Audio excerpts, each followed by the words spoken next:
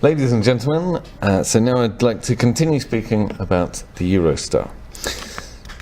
So the Eurotunnel consists of actually two tunnels, one which goes in each direction, one towards France and one towards England. But there is actually a third tunnel as well, and this is the service tunnel, which is actually a smaller one. The service tunnel has very large doors, special doors, which prevent wind from passing from one tunnel into the next. But actually there is also a special set of doors to prevent foxes from coming through into the UK. This is because the Brits are very scared of rabies. And so we asked the French to build these doors specially so that we wouldn't have dirty French foxes invading, as well as the potential for the French invading.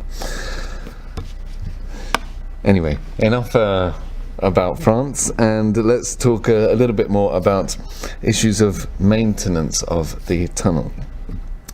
So, as you can imagine, all year round, maintenance has to take place in the tunnels itself. There are rescue teams at the ready in case any accidents occur, and these rescue teams would, if there is an accident occurring, would travel through the service tunnel in order to reach the stranded passengers. The service tunnel can also serve as a refuge in the case of a train being blocked in the tunnel.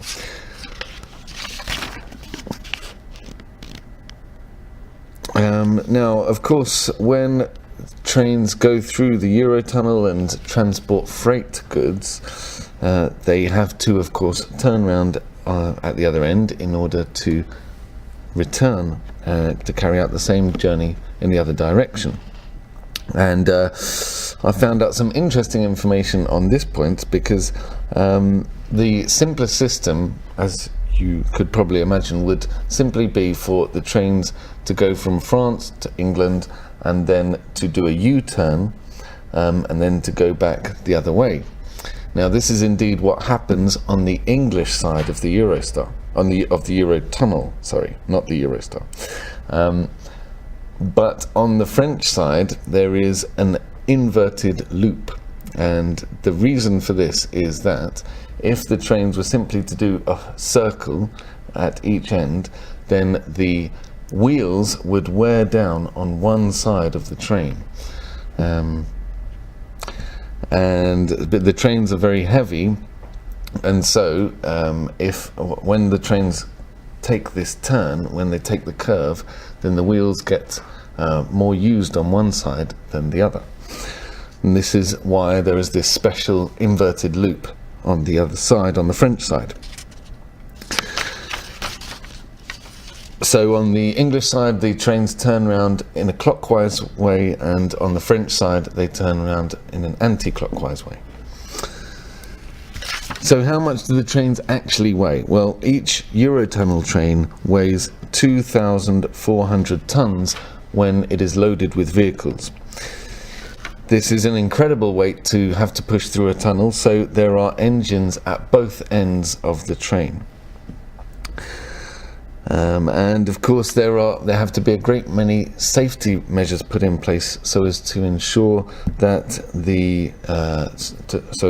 there are no accidents.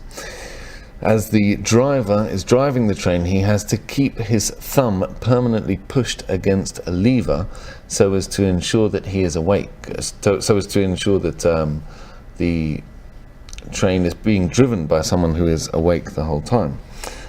If his thumb slips off the lever, then an alarm will sound to wake up the driver, and then if he doesn't wake up, then the train brakes automatically start slowing the train down.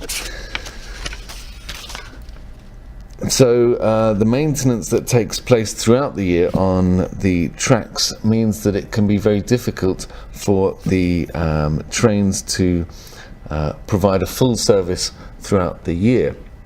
But there are indeed solutions for maintaining a full service, even when the tracks inside the tunnel have to be replaced.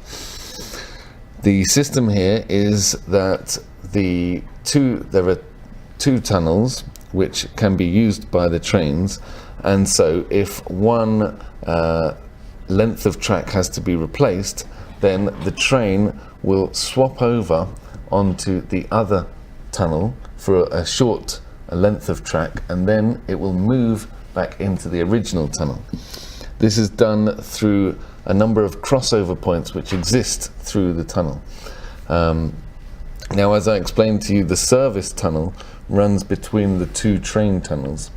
So at the crossover points, what happens is that the service tunnel runs below the junction. So there is a crossover junction like this, connecting the two train tunnels, and a service tunnel which passes underneath.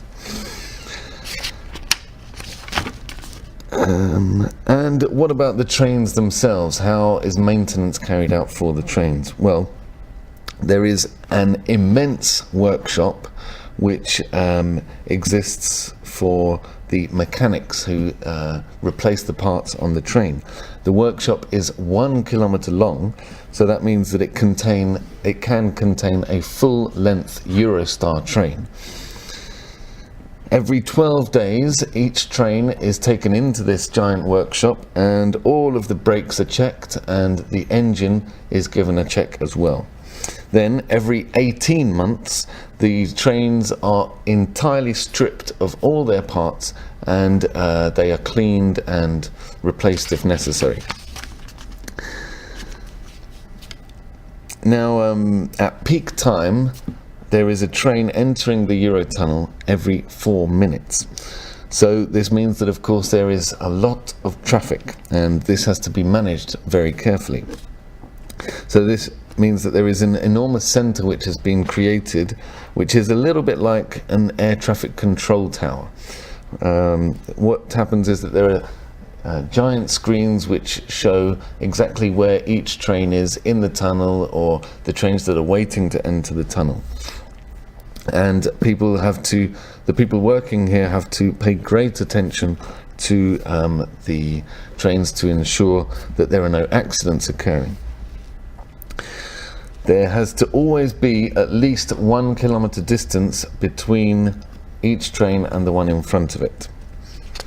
Otherwise, the trains are ordered to come to a halt. And this is why sometimes you may find that you're travelling on the Eurostar and the train stops for some unknown reason. But there are nevertheless sometimes accidents that do occur. Maybe you know about the accident that happened in 1996. I remember seeing it on the news at the time. At this time, a freight carriage set alight just as it was entering the tunnel. This fire then spread to 10 other carriages, which were engulfed in flames, and also the engine set alight as well.